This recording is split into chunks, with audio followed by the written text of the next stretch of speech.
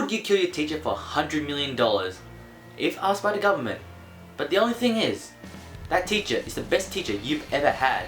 And plus, he can move at Mach 20 speed. Hello everyone, I'm Joe and Yua. Welcome to another edition of Yua and Anime Review.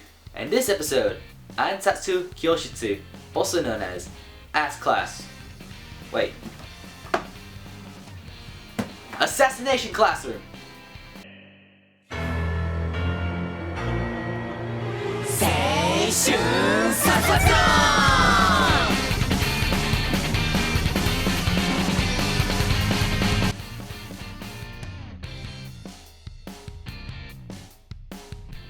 The moon has been blown up, carved into a permanent crescent shape, and that same catastrophe is going to happen a year later on Earth. And it's a tentacle monster that's responsible for this, but for whatever reason, he gives humanity a chance to save themselves. That condition is to allow them to teach at Kunigiko-Owa Junior High School, the class of 3E, also known as the Dead End class. This class is considered to have no future and everyone neglects them, except for their new teacher. The government has given this class a task to eliminate their teacher and save the Earth. So it's a conundrum that the students have to kill this teacher of theirs in order to gain themselves 10 billion yen, aka $100 million. Yet, he's the best teacher they ever had. Now, if the main plot is about killing their one and only teacher, you can probably guess how each episode is going to turn out. Plus, there is season 2 in the works. Each episode usually focuses on one student in particular and their assassination attempt. So it's no surprise when all assassination attempts fail, because if you kill the plot device that early on, there is no show. The first half of the season is more of an introduction to all the characters in the show, whereas the second half has arcs related scenarios. You know each assassination attempt is going to fail, but what we learn from those fails are life lessons. The plot has a really repetitive narrative, so it felt very episodic. However, that last arc was something fresh for the series and turned from an episodic show to an adventure show.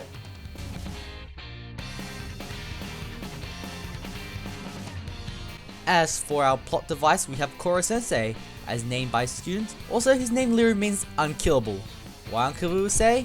This tentacle creature can move at Mach 20s, so fast he can outrun jets and dodge 1,000 of bullet barrages aimed towards him. For whatever reason, he plans on destroying the Earth, and for what seems to be no reason at all, he wants to teach the class of 3E. Koro Sensei's past is pretty much a mystery. We get to see glimpses of his past, but not enough throughout the whole series to be satisfying. Usually when something from his past is hinted, they quickly change the subject. All we know about Koro Sensei is that he's a tentacle creature willing to go to the lengths to help his students, but we don't know enough about himself.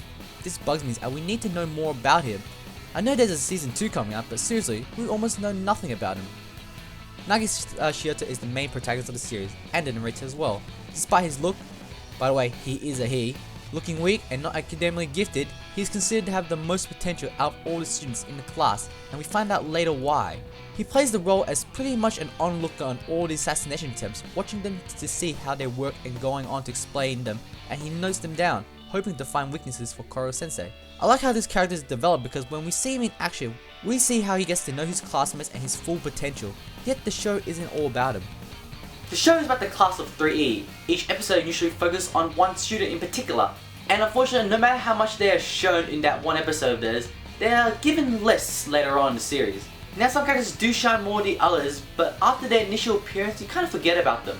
And it's very disappointing because it felt like the writers were trying to make an emphasis on all these characters, especially by that opening theme when they were listing all the character names, and you're probably not going to know any of them because they were barely given screen time. However, because of the large cast, I was very surprised that I found them very likable. So the show does have a likable cast of characters, but there's just so much more you could probably care less about.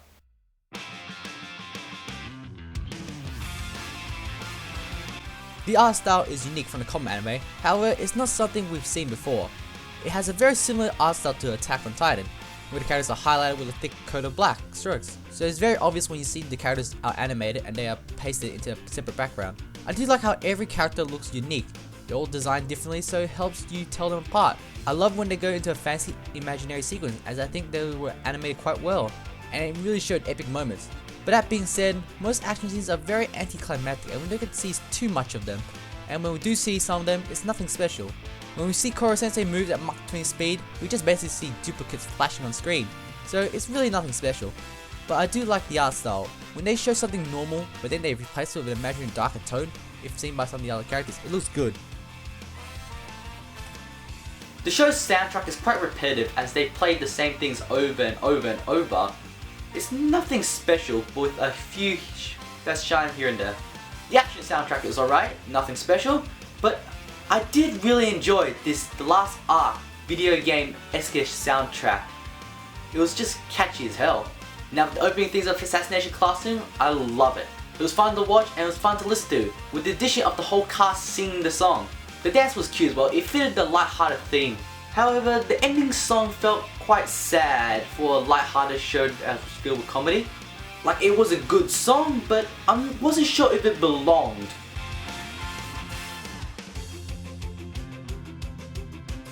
When I was watching this show, I knew that they weren't going to kill the teacher, unless it was the last episode. I didn't watch it for its conclusion, well, partly, I just wanted to get to the last episode. But I watched it for the assassination attempts and watching every character grow and learning a life lesson off it. I really liked that each assassination attempt was different and unique. However, if you're not into that, it could get repetitive for you. I enjoyed the last arc of the series and I enjoyed watching Nagisa grow. However, for Koro Sensei, I was kind of less satisfied than what he could have been. However, I did enjoy the story and the show itself, and I can't wait for the second season, which has been announced for 2016.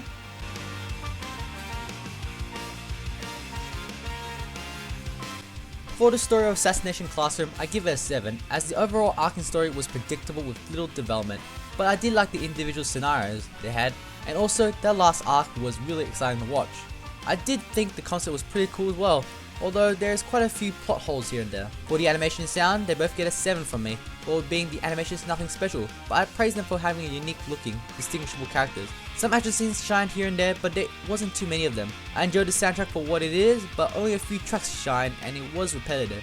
The opening songs were fun to listen to, but the ending song felt out of place. As for the characters, I give them a 7. Koro Sensei is interesting to a point, but they kept his past in the dark for so long and we haven't gotten enough out of him. I like the students of the class that got to shine, but there were too many of them that were neglected. The cast is a likable cast though, and they're all unique as well. For my own personal enjoyment, I give it an 8 because I really enjoyed the concept of the show and it was fun watching the assassination attempts. I really liked the cast of characters and opening got me pumped up for what's coming up next. There were some moments where it felt like it was dragging on and being predictable kind of had me going, how are they going to fail this time? So after rounding all the scores up, I give Assassination Classroom a 7 out of 10. Because if you watch it for the attempts and knowing what the outcome is going to be, it's a fairly enjoyable watch. It has an interesting concept with a cast full of likable characters, but because of the nature of the show, many characters got neglected. I can't give it exactly a high enough score. The show has moments where it shines, but then sometimes it's just forgotten and jumps right on forward with the plot. I recommend this anime to comedy lovers as they might find something special in the mature concept, but with a light-hearted comedy added towards it. Just be wary that there is a second season coming out, so go in with an open mind that you already know the outcome.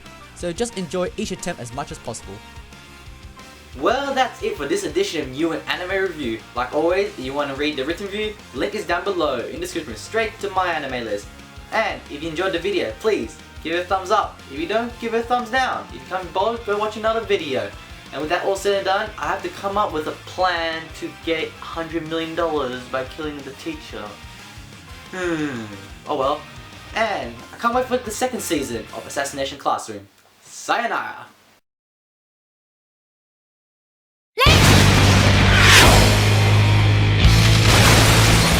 おはようございます。発砲した